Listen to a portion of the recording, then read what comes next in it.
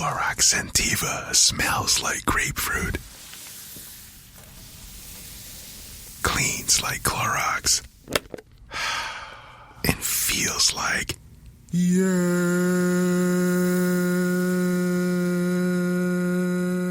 Okay, we could be here all day.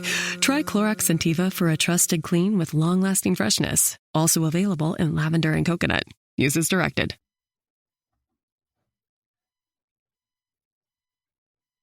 5, 4, 3, 2, 1. Hey guys, this is me. I am actually attempting a solo because Somil was busy till a few hours ago with the Red Bull Moto Jam that happened in Chennai in Mumbai. It was celebrating motorsport in India, one of the largest international motorsport events. We've been supporting them, helping them, working with them. So Somil was there.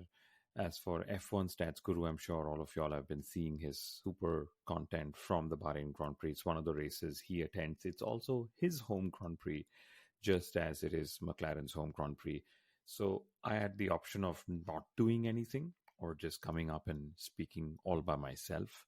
So I have to say big thanks to Somil and to Uttara for pushing me to do this solo. It's literally the first time I'm doing anything solo on the Inside Line F1 podcast. And even more so, anyone for that matter is doing a solo for the Inside Line F1 podcast, trying something new, trying something different.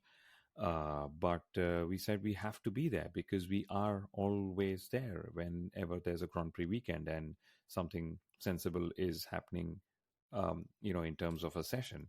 So yes, it's the wee hours of the morning in many parts of the world. I've been traveling, which is why it's literally 12:30 in the night, Oslo time as well.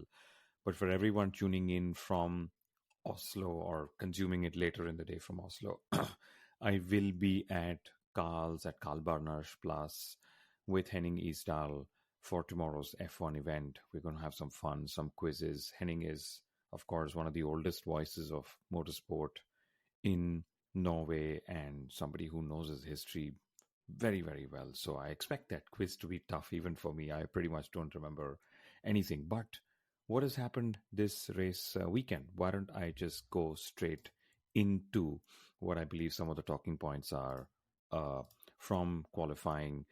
Of course, the race is in Bahrain.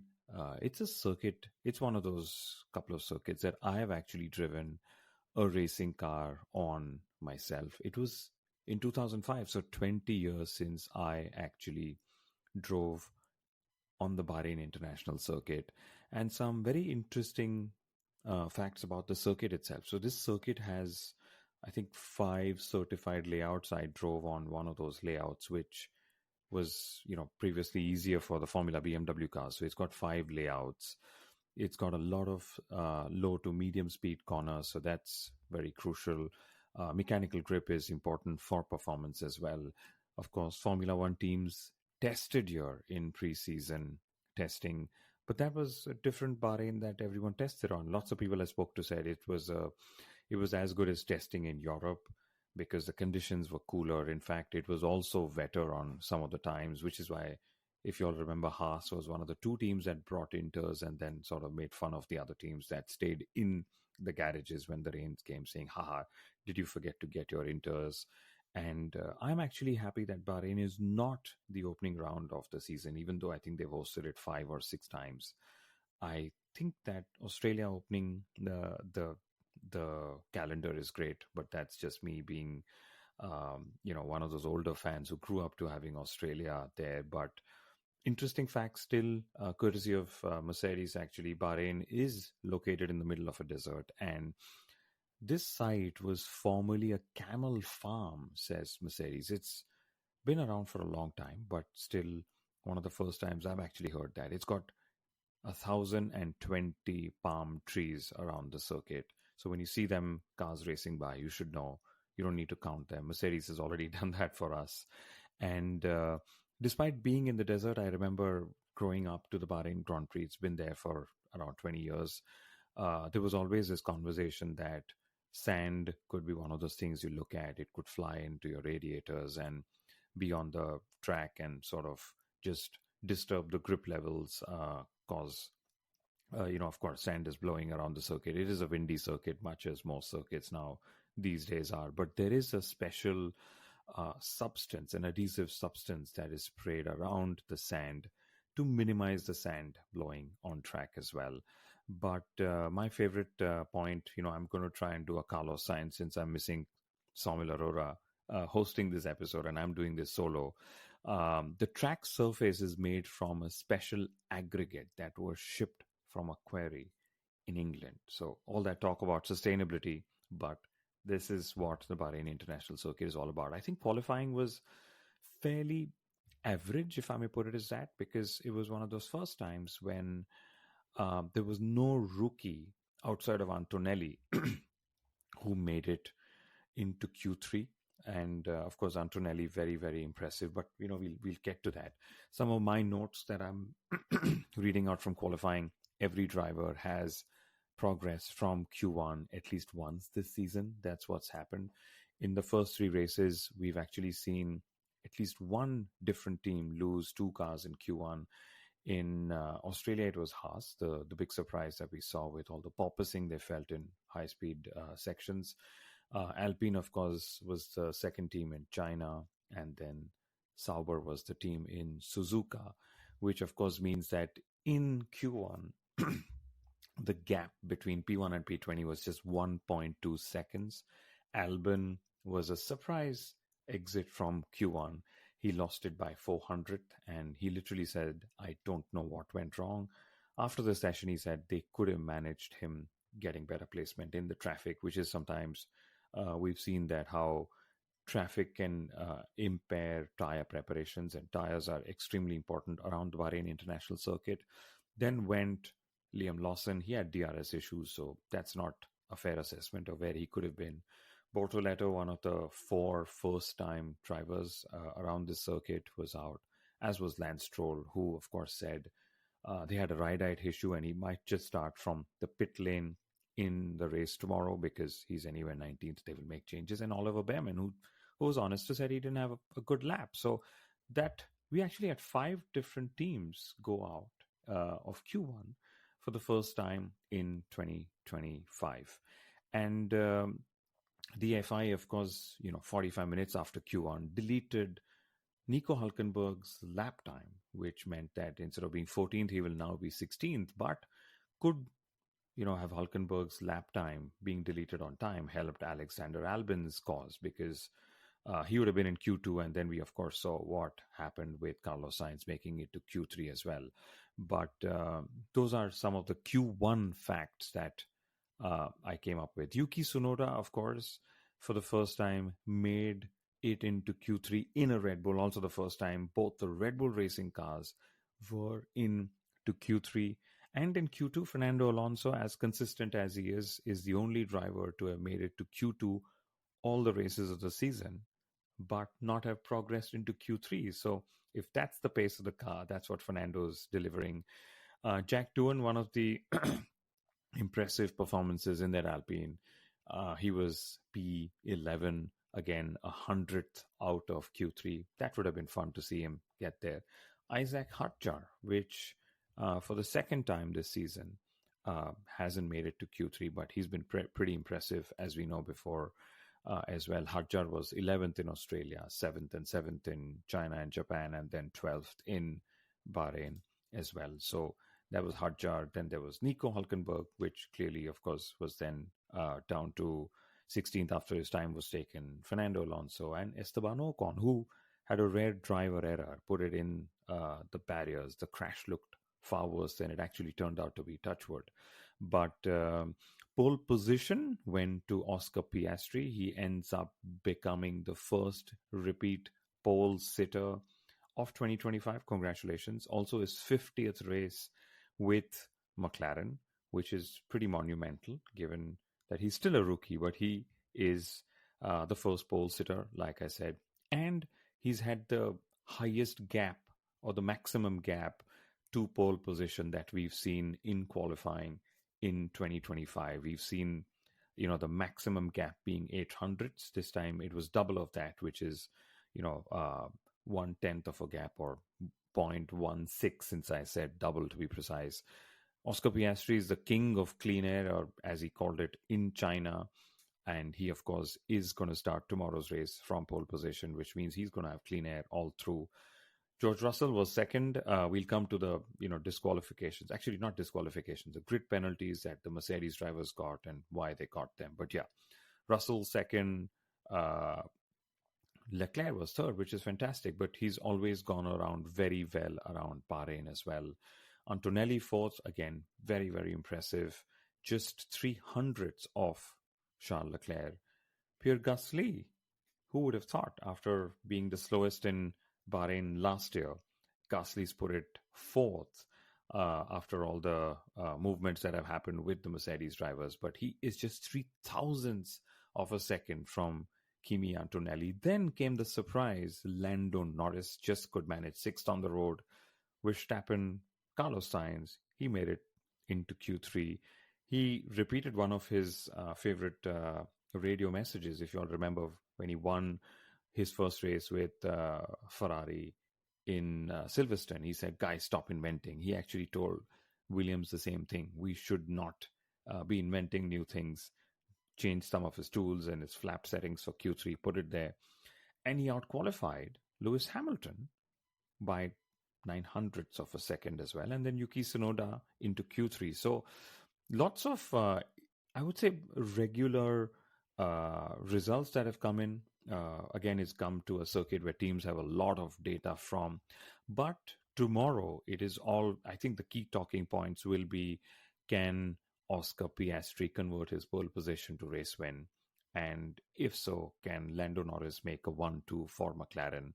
And I think Norris is, of course, he was not happy after qualifying. He was, typically very self-critical, and he said something to the tune of, it was like I drove a Formula One car for the very first time. I was just very slow all weekend.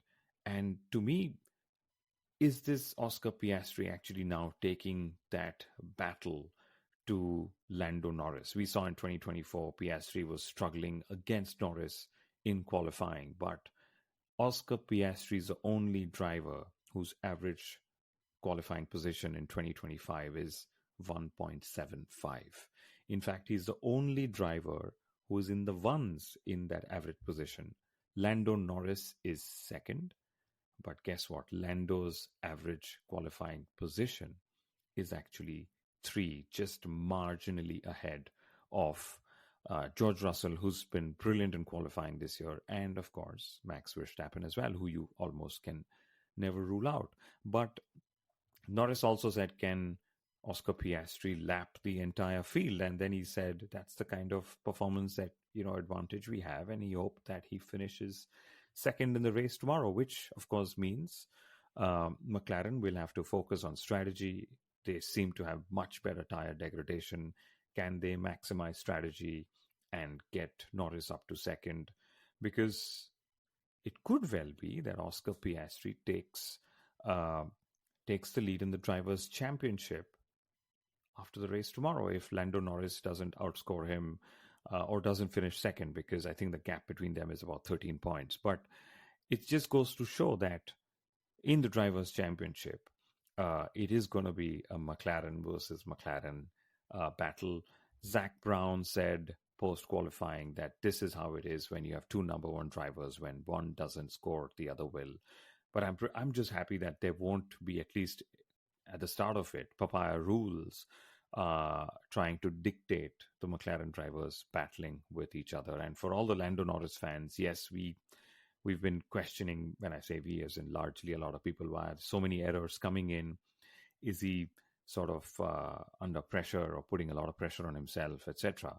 But Lando Norris has not finished lower than second in any of the last 4 Grand Prix. So that's how powerful his performance also has been in the Grand Prix as well.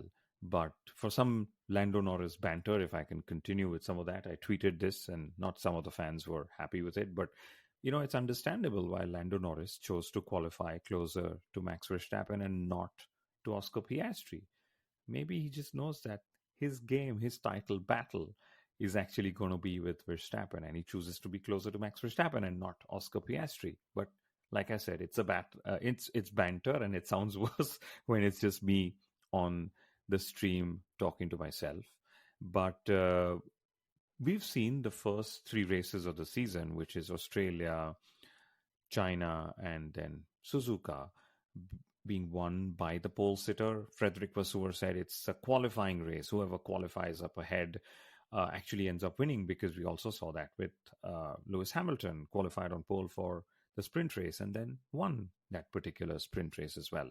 So will tomorrow's race be a qualifying race? Well, I don't think so, because Bahrain allows for overtaking. In fact, it's one of those better circuits to use the modern day Formula One cars to go racing with. We've seen the two DRS zones be extremely effective. Well, are there two or more? I can't remember. Anyway, there is overtaking into turn one, into turn four, and we've seen that with high degradation, it typically ends up being a two-stopper race as well. So that sort of brings in more teams in the mix as well. But, George Russell said that it might not be a qualifying race because of these very two reasons, that there's tire strategy at play, and also overtaking is very much possible as well. We've traditionally seen this to be a two-stopper, but Pirelli has reduced the tire pressures for the rears, and it could be that there could be a mix of two stoppers and one stoppers in the race tomorrow. And I feel bad for Pirelli. They build tires that they don't end up using. So the teams actually end up knowing the Pirelli tires better than Pirelli themselves. But just because I said it might not be a qualifying race doesn't mean that Piastri could still not win. I think he's the favorite for the race win, and he just has to nail that opening lap, get there. For those looking out for stats, which I think in the last 12 races, 6 races have been won from pole position, and I think 10 have been won from the front row. And by my reckoning, with now the penalty for George Russell, the front row is very much Charles Leclerc's out there. But even George Russell said that the heat is the best time to actually see what that McLaren is capable of. And when it comes to circuit characteristics, Bahrain, like I said, is all about slow and medium speed corners. That's what you need to maximize performance for. From the data, it seems that McLaren are actually fastest in those medium speed corners. There's lots of them at Sakhir, and which means it might just be difficult to follow them as well. But Mercedes are quickest on the straights. And could it be that the Mercedes drivers actually use that advantage to pull off some overtakes now that they've got a grid penalty? We'll talk about that grid penalty in a bit. And Ferrari are actually the fastest in the slow speed corners. They have a bit of an advantage on the McLaren as well. So that's where each package, McLaren, Mercedes, and Ferrari, are extracting lap time, extracting performance in different ways around the same Bahrain International Circuit, 5.4 odd kilometers of a circuit as well.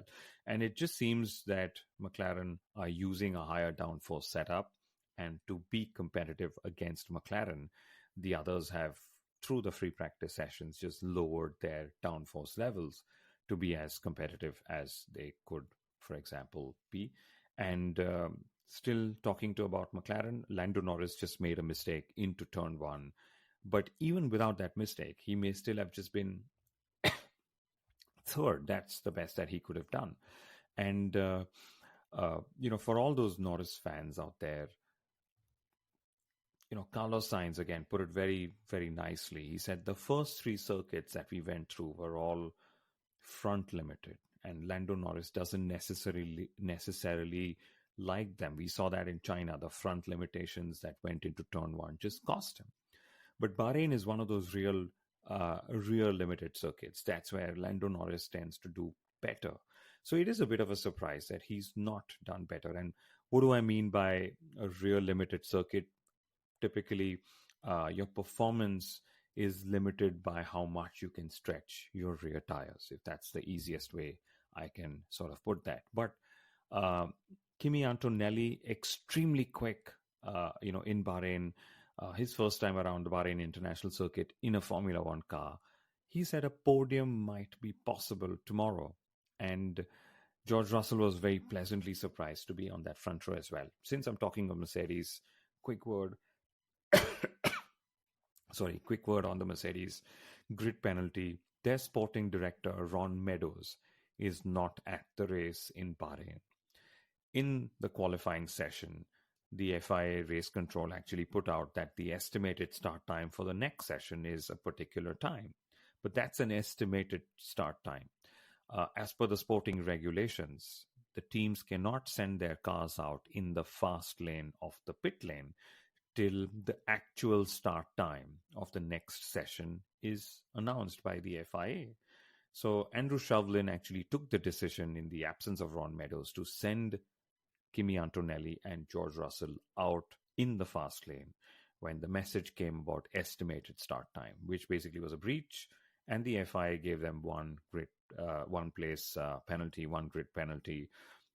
And Mercedes actually said it was not on purpose. The FIA agreed with that it wasn't on purpose. And then Mercedes said there wasn't an advantage. And the FIA said, but yes, teams could take an advantage of something like this, especially if time to resume a new session is actually less. They could use that to sort of block off rivals.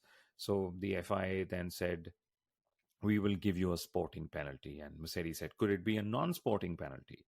But clearly a non-sporting penalty would mean a fine, a financial fine, which the FIA didn't want to do because that sets precedence as well. But that's a bit unfair, but I think just how complicated Formula One can be. And that's just shows how important even a sporting director's role is about just when to send out the cars, even if they're waiting in the queue in the pit lane as well. And just behind the Mercedes cars, of course, was Pierre Gasly. He went quicker than Lando Norris, went quicker than Max Verstappen, went quicker than Lewis Hamilton as well. And Pierre Gasly, of course, said, I nailed my Q2 lap, gave me a lot of confidence to nail the Q3 lap. He said, I, of course, don't have points in 2025, neither Gasly nor do Alpine. But this was Flavio Briatore's 75th birthday, the day when qualifying was held. So couldn't have been a better birthday gift, for them. And Leclerc, who I spoke of, he, of course, said he's now taking extreme, he's going on to extreme ends of his setup to extract performance. The new floor actually helped him get, third place in qualifying. Of course, it's going to be second on the road tomorrow. But he said McLaren will be on a different planet. Overtaking or overheating will be a big thing, which the McLarens just come alive. Leclerc is hoping that there will be a battle between himself and the Mercedes drivers and Max Verstappen, he said, for the last step of the podium. So pretty much he thinks it's going to be Lando Norris coming through and getting second position there. And Leclerc actually gave away something interesting. He said, hopefully Lewis will be there in the battle for the podium with a different strategy. Could they actually look to do something else to get Lewis some position out there? And so what else have I got in my notes out here? Seems a bit like my notebook, but yes, Carlos Sainz into Q3, like I said, he spoke of this being a real limited circuit, just goes to show that different ways of extracting lap time, different drivers feel performance or feel lack of comfort around circuits because different parts of the car, whether it's the front axle or the rear axle, just is, being stressed more. And that's what they need to sort of take care of. But, Lando Norris had the measure of Oscar Piastri. So clearly the jump that Piastri has made in single lap pace is pretty fantastic, I would say. And George Russell, best after the McLaren drivers in terms of average qualifying position of just 3.25. And this is McLaren's home race because there is ownership of the Bahraini Sovereign Wealth Fund. Their last podium here was in 2010 with Lewis Hamilton. And they don't have pole in Bahrain. They, of course, don't have a race win in Bahrain as well. And I get a feeling it's going to be the two McLaren drivers, may not be in 1-2, position, but also George Russell on that podium, because Russell's on a career best run of, I think, 13 Grand Prix points finishes, and he's had consecutive top 5 race finishes coming into this weekend as well. So isn't Formula One actually still unpredictable despite McLaren having a bit of the edge on pretty much everything that they can have the edge on at this time of the season? Max Verstappen said he wants to drive that McLaren and then he would be disappearing into the distance. Could McLaren be wondering that if they have a quick car, will Max Verstappen actually clinch their titles faster, given just how much Lando Norris has been on and off, on and off. And of course, they must be really glad that Oscar's made that consistent step up in consistency, when they've got a fast car. We've said this before. Having a fast car doesn't mean anything if you're not consistently delivering results. But another team that doesn't have a fast car yet is Aston Martin. It's Alonso's 50th race with the team. And, Lance Stroll had some issues with ride heights, so he might just be starting from the pit lane after his Q1 exit. But that's pretty much it from my notes, as I believe. And I think Oscar Piastri is going to win. I just get this feeling he's going to take the lead in the Drivers' Championship, which is going to be phenomenal when that happens. And for all the Lewis Hamilton fans, yes, lots of teething issues. He said the car is better than what I am actually delivering. So we will be interested in seeing if Lewis is able to bounce back after yet another, issue that he's been facing on Saturday, which has been consistently an issue for him since maybe, a couple of seasons, even with Mercedes. And maybe we'll see how that goes. But that's pretty much it from me on this live stream. Tell me how you guys liked it. It was me holding fort all by myself, without Samuel, without Sundaram, without Sarang in the ears, without Uttara sending in questions from what we get from, social media as well. But thank you very much for tuning in, staying with me till the very end. And I think Saumil, I know this, Saumil is back in Mumbai. He will be on the Fan Code Hindi broadcast on commentary with Chetan Narula. So we will be there hosting our live stream after the race tomorrow as well. Enjoy the race when it comes. Adios. Bye-bye.